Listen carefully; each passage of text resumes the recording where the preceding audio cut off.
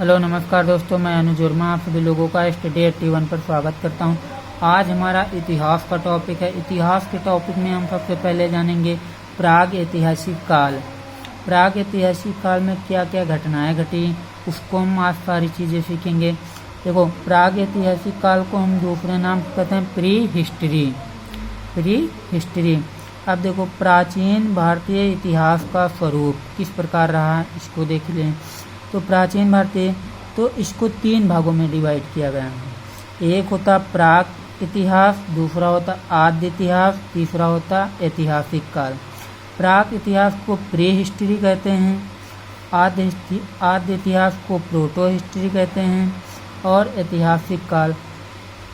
अब देखो, प्राक ऐतिहासिक में पुरातात्विक साक्ष्य तो मिले हैं और लिखित साक्ष्य इसमें नहीं मिले हैं। जो प्राक इतिहास में होता है तो उसमें पुरातात्विक साक्ष्य तो मिले हैं, लेकिन क्या है, लिखित साक्ष्य नहीं मिले हैं। जैसे औजार हो गया, बस्ती हो गया, अस्थियां हो गए, आज इस प्रकार की चीज़ें प्राक इतिहास में मिली हैं, लेकिन लिखित साक्ष्य इसमें उपलब्ध नहीं मिले हैं। फिर आता है आद्य इतिहास में। आद्य इतिहास में पुरातात्विक साक्ष्य भी मिले हैं और लिखित साक्ष्य भी मिले हैं, लेकिन क्या है कि जो लिखित साक्ष्य मिले हैं उनको पढ़ा नहीं जा सका है भी। जो लिखित साक्ष्य तो मिले हैं आद्य इतिहास में, लेकिन उनको क्या किया गया, पढ़ा नहीं जा सका है। और जैसे इसमें आता हड़प्पा काल। जो हड़प्पा काल है तो इसमें लिखित साक्ष्य मिले तो हैं, लेकिन इसमें उनको पढ़े नहीं जा सके हैं अभी। फिर तीसरा आता ऐतिहासिक काल। ऐतिहासिक काल में पुरातात्विक साक्ष्य भी मिले हैं, लिखित साक्ष्य भी मिले हैं और उनको पढ़ा भी गया है। और आद्य इतिहास में क्या है, लिखित साक्ष्य तो मिले हैं लेकिन उनको पढ़ा नहीं गया है। और प्राक इतिहास में लिखित साक्ष्य नहीं मिले हैं। और ऐतिहासिक काल में लिखित साक्ष्य मिले हैं लेकिन उनको पढ़ा भी गया है। जिसे बौद्ध हो गया, जैन हो गया, महाजनपद काल हो गए, इस तरह के मिले हैं और उनको पढ़ा भी गया है। अब देखो, अब आता हमारा प्रागैतिहासिक काल। प्रागैतिहासिक काल, प्री हिस्ट्री। ऐसा काल जिसके लिए लिखित साक्ष्य उपलब्ध न हो। ऐसा काल जिसके लिए लिखित साक्ष्य उपलब्ध न हो, सिर्फ पुरातात्विक साक्ष्यों पर ही निर्भर रहना पड़े। देखो, प्राग ऐतिहासिक काल में जैसे इसमें पुरातात्विक साक्ष्य तो मिले हैं लेकिन लिखित साक्ष्य नहीं मिले हैं। तो ऐसा काल जिसके लिए लिखित साक्ष्य उपलब्ध न हो और सिर्फ पुरातात्विक साक्ष्यों पर ही निर्भर रहना पड़े, वही होता हमारा प्रागैतिहासिक काल, प्री हिस्ट्री। भारत में प्रागैतिहासिक खोज का इतिहास सर्वप्रथम 1863 ईस्वी में, सबसे पहले 1863 ईस्वी में रॉबर्ट ब्रूसफुट ने पल्लवरम की खोज की थी। जो पल्लवरम कहाँ है, तमिलनाडु में है, तो उसकी खोज की थी। रॉबर्ट ब्रूसफुट को जियोलॉजिकल सर्वे ऑफ इंडिया कहा जाता है। जो रॉबर्ट ब्रूसफुट थे उनको क्या कहा जाता था, जियोलॉजिकल सर्वे ऑफ इंडिया। मूलतः भूगर्भ वैज्ञानिक या पुरातात्विक इनको भी कहा जाता है। फिर आगे देखो, इसलिए रॉबर्ट ब्रूसफुट को भारत में प्रागैतिहासिक खोजों का जनक माना जाता है। इसीलिए हम भारत में जो प्रागैतिहासिक खोज होती हैं उनके जनक कौन है, रॉबर्ट ब्रूसफुट, जो 1863 में खोजा था। क्या खोजा था, पल्लवरम। कहाँ पर है, तमिलनाडु में है। ये क्या थे, जियोलॉजिकल सर्वे ऑफ इंडिया थे। मूलतः क्या, भूगर्भ वैज्ञानिक या पुरातात्विक वैज्ञानिक ये थे। फिर भारतीय पुरातत्व विभाग के जनक कौन है, अलेक्जेंडर कनिंघम। भारतीय पुरातत्व विभाग के जनक कौन है, अलेक्जेंडर कनिंघम। इन्होंने 1861 ईस्वी में जिस समय लॉर्ड कैनिंग का काल चल रहा, तो उसके समय में पुरातत्व विभाग के प्रथम महानिदेशक बने थे। लॉर्ड कैनिंग के समय में इन्हें अलेक्जेंडर कनिंघम ने पुरातत्व विभाग के प्रथम महानिदेशक बने थे। फिर देखो, वर्तमान में पुरातत्व सर्वेक्षण विभाग संस्कृति मंत्रालय से संबंधित है। 2011 में इस विभाग का 150 वर्ष पूरा हुआ। 2011 में इस विभाग का कौन सा वर्ष पूरा हुआ? 150वां वर्ष पूरा हुआ। भारत में सबसे पुराने पाषाण उपकरण बोरी महाराष्ट्र से प्राप्त हुए हैं, जो लगभग 14 लाख वर्ष पूर्व के हैं। एक बोरी मिली है कहाँ से? महाराष्ट्र से। वो लगभग मानी जाती है कितने वर्ष पूर्व?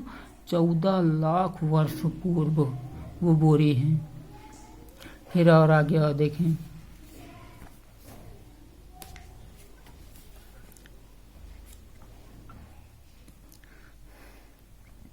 फिर पुरातत्वविद थॉमसन ने कोपेनहेगन संग्रहालय की वस्तुओं के आधार पर प्रागैतिहासिक काल को 3 भागों में बांटा है। जो कोपेनहेगन संग्रहालय की वस्तुएं थे, किसने बांटा है? थॉमसन ने। उनको कितने भागों में? 3 भागों में। कौन से? प्रागैतिहासिक काल को 3 भागों में बांट दिया। जैसे एक होता पाषाण काल, दूसरा क्या है? कांस्य युग, तीसरा लौह युग। पाषाण काल को 3 भागों में डिवाइड किया, पुरा पाषाण काल, मध्य पाषाण काल और नवपाषाण काल। कांस्य युग को क्या कहा जाता है? चालकोलिथिक युग भी कहा जाता है। जो कांस्य युग सभ्यता है उसको क्या कहा जाता है? चालकोलिथिक युग भी कहा जाता है। लौह युग को बृहद पाषाण समाधि भी इसको कहा जाता है। अब देखो, पुरा पाषाण काल को भी 3 भागों में डिवाइड किया गया। एक होता है पूर्व या निम्न पुरा पाषाण काल, दूसरा मध्य पुरा पाषाण काल, तीसरा उच्च पुरा पाषाण काल। 3 भागों में पुरा पाषाण काल को भी बांटा गया। अब देखो, पुरा पाषाण काल से निम्न पुरा पाषाण काल से क्या मिला है? सिहावल एक पुरा स्थल मिला है। सिहावल में पुरा स्थल मिला है। देखो, समय जो पुरा पाषाण काल का होता है, समय लगभग इसका है 25 लाख ईसा पूर्व से लेकर लगभग 10,000। माना जाता है कि जो पुरा पाषाण काल है, पूर्व पुरा पाषाण काल, वो लगभग 25 लाख ईसा पूर्व से लेकर 10,000 ईसा पूर्व के बीच में है। फिर लक्षण क्या है? आखेटक या शिकारी, खाद्य संग्राहक, पशुपालन का ज्ञान नहीं था। यहाँ आखेटक को और दूसरे नाम से क्या कहते थे? शिकारी भी कहते थे, और खाद्य संग्राहक भी थे, और पशुपालन का ज्ञान नहीं था। जो पुरा पाषाण के मानव थे तो उनको क्या था? पशुपालन का ज्ञान नहीं था। आग का ज्ञान था किंतु उपयोग का ज्ञान नहीं था। किस तरह उसका हम उपयोग करें उसका ज्ञान नहीं था। लेकिन आग का तो ज्ञान था, लेकिन उसका उपयोग करना वो सब नहीं जानते थे। फिर औजार क्या क्या मिले हैं वो देखें। स्फटिक या क्वार्टजाइट, सल्क, ब्लेड, इस तरह के फलक भी उसमें जो पुरा पाषाण काल हो उसकी खुदाई में मिले हैं। चापर जो सोहन भी है, चॉपिंग टेबल उपकरण भी मिला है। फिर मद्रास में क्या मिला है?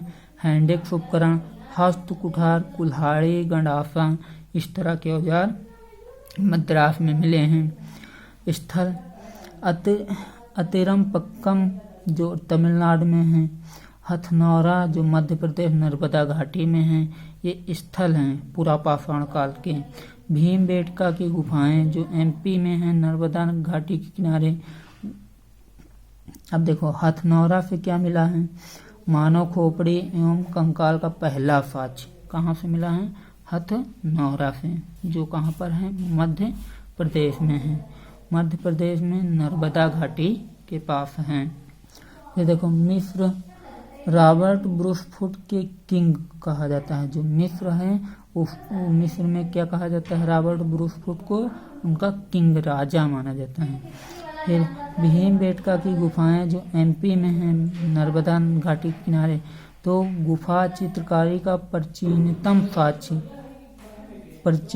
साक्ष्य गुफा चित्रकारी का मिला है। पूरा पाषाण काल, मध्य पाषाण काल, नवपाषाण।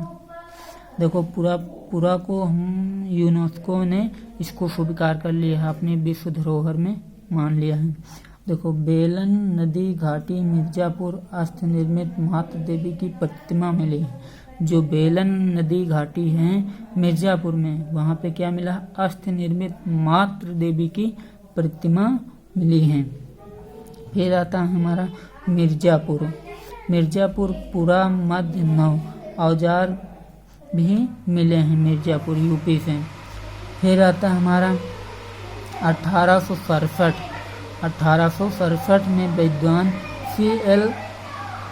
कार्लाइल ने इसकी खोज की थी, किसकी? मिर्जापुर यूपी में जो पड़ता है। फिर आता है हमारा मध्य पाषाण काल मेसोलिथिक पीरियड। अब देखो समय क्या है? 10,000 ईसा पूर्व से लगभग 4,000 ईसा पूर्व। जो 10,000, अब जैसे पूरा पाषाण काल का समय कितना था? वो 25 लाख ईसा पूर्व से लेके 10,000 ईसा पूर्व तक, और मध्य पाषाण काल का समय कितना है? तो 10,000 ईसा पूर्व से लेकर 4,000 ईसा पूर्व तक हैं। लक्षण क्या हैं? पशुपालन की शुरुआत यहीं पर हो गई थी। पहला पशु कौन सा था? कुत्ता। मध्य पाषाण काल में मानव द्वारा सबसे पहला पशु कौन सा पाला गया था? वो कुत्ता। आपके एग्जाम में पूछा जाता है कि किस पाषाण काल में कुत्ता सबसे पहले मानव का पालतू जानवर बना? तो आपका आंसर क्या हो जाएगा? मध्य पाषाण काल में, जिसको कहते हैं मेसोलिथिक पीरियड। फिर औजार क्या मिले हैं? माइक्रोलिथ मिला है। माइक्रोलिथ सूक्ष्म पाषाण उपकरण मिला है, सूक्ष्म पाषाण उपकरण। और वन्य धान का प्रमाण यहीं से मिला है, वन्य धान का प्रमाण मिला है। कहाँ से? चौपानी मांडो से ये प्रमाण मिला है मध्य पाषाण काल में। फिर अब देखो स्थल, स्थल कौन सा है? बागौर और राजस्थान में पड़ता है। आदमगढ़ जो मध्य प्रदेश में पड़ता है। यहाँ लगभग 5,000 ईसा पूर्व में पशुपालन का पहला साक्ष्य मिला था। कहाँ 5,000 ईसा पूर्व में पशुपालन का पहला साक्ष्य मिला था? तो बागौर है जो राजस्थान में पड़ता है, और आदमगढ़ है, ये कहाँ पड़ता है? ये हमारा पड़ता है मध्य प्रदेश में। फिर आता है लेखिया जो इलाहाबाद में, उत्तर प्रदेश। सर्वाधिक यहाँ मानव कंकाल पाए गए हैं। जो लेखिया है इलाहाबाद में, तो वहाँ पर क्या पाएगा? सर्वाधिक मानव कंकाल पाए गए हैं। फिर चौपानी मांडो है जो इलाहाबाद में है, तो यहाँ क्या पाएगा? मृत भांड का प्राचीनतम साक्ष्य मिला है। जो मृत भांड होते हैं उसका सबसे प्राचीनतम साक्ष्य कहाँ से मिला है? चौपानी मांडो से। फिर स्थल क्या है? स्थल सराय नाहरराय जो प्रतापगढ़ में पड़ता है। यहाँ से क्या क्या मिला? युद्ध का साक्ष्य मिला है। 4 नार कंकाल एक साथ मिले हैं, 4 नर कंकाल एक साथ मिले हैं। स्तंभगढ़ भी मिला है। फिर दूसरा था मदहा प्रतापगढ़ यूपी में पड़ता है। यहाँ से क्या है? मृग श्रृंगार के छल्ले मिले हैं, मृग श्रृंग के छल्ले मिले हैं। हड्डियों का आभूषण मिला है। स्त्री पुरुष युगल समाधान मिले, स्त्री और पुरुष के युगल एक साथ समाधान मिले हैं। फिर दमदमा जो प्रतापगढ़ यूपी में पड़ता है। यहाँ से 3 नर कंकाल एक साथ मिले हैं। 5 युगल समाधान मिले हैं। जो 5 युगल समाधान है कहाँ से मिले हैं? दमदमा से। तो आपकी परीक्षा में पूछा जाता है कि स्त्री पुरुष युगल समाधान कहाँ से मिले हैं? तो आपके ऑप्शन रहेंगे सराय नहर, दमदमा, बागौर, आदमगढ़ या मदहा। तो कहाँ से मिले हैं? मदहा से मिले हैं। फिर अगला आता है हमारा नवपाषाण काल, जिसको कहते हैं न्यूलिथिक पीरियड। इसका समय कितना है? इसका समय है हमारा 10,000 ईसा पूर्व से लेकर 1,000 ईसा पूर्व तक इसका समय माना जाता है नवपाषाण काल का। लक्षण इसमें क्या पाए जाते हैं? कृषि की शुरुआत हो गई थी इसमें। कृषि की शुरुआत हो गई। और सबसे पहले क्या उगाया गया था, तो जौ उगाई गई थी। फिर उसके बाद गेहूँ, चावल, मक्का, इस प्रकार की चीज़ें, अनाज उगाए गए थे। सबसे पहले हमारा जौ उगाया गया था। फिर स्थायी जीवन की शुरुआत यहीं नवपाषाण काल से होने लगी थी। स्थायी जीवन की शुरुआत भी नवपाषाण काल से होने लगी। आग के उपयोग की जानकारी भी कहाँ पर हुए, नवपाषाण काल में हुई। फिर कुंभकारी का ज्ञान हुआ, जो कुंभकारी होते हैं उनका ज्ञान हुआ। और पहिए का आविष्कार इसी काल में हुआ। जो नवपाषाण काल में हुआ तो इसमें पहिए का आविष्कार, आग के उपयोग की जानकारी, कुंभकारी का ज्ञान, स्थायी जीवन की शुरुआत यहीं पर इसी काल में होने लगी। फिर औजार देखो, औजार स्लेट पत्थर के औजार भी मिले। स्लेट पत्थर के औजार भी नवपाषाण काल से मिले। फिर स्थल मेहरगढ़ जो बलूचिस्तान और पाकिस्तान के बॉर्डर पर हैं, यहाँ 7000 ईसा पूर्व या 7000 BC का कृषि साक्ष्य मिला है। जो 7000 BC का कृषि साक्ष्य मिला है, जो पुराने खोजों के अनुसार है। पालतू भैंस सर्वप्रथम साक्ष्य भी यहीं से मिला है। कहाँ से, मेहरगढ़ से। लहुरा देव कहाँ पड़ता है, संत कबीर नगर यूपी में है। जो 8000 BC कृषि एवं चावल का साक्ष्य मिला है। नए खोजों के अनुसार क्या मिला है, ये 8000 ईसा पूर्व पुराना है, कृषि एवं चावल के साक्ष्य मिले हैं। फिर आता है कोल्ड हवा कहाँ पड़ता है, इलाहाबाद यूपी में पड़ता है। यहाँ 6500 ईसा पूर्व का चावल साक्ष्य मिला है। यहाँ पर क्या मिला है, 6500 ईसा पूर्व का चावल साक्ष्य मिला है। फिर आता है चिराद, फराड़ बिहार में है, सारण बिहार में। यहाँ से क्या मिला है, हड्डियों के उपकरण मिले हैं। हड्डियों के उपकरण यहाँ से मिले हैं। कहाँ से, चिराद से। फिर कुछ और स्थल हैं, ये कहाँ पर थे, जैसे मेहरगढ़ हो गया, राना गुंडाई, मुगल गुंडाई, पैरीगनो गुंडाई, डाबरकोट, बालकोट, ये सारे स्थल कहाँ पर हैं, ये हमारे पाकिस्तान में हैं। फिर आगे देखो और क्या, फिर हमारा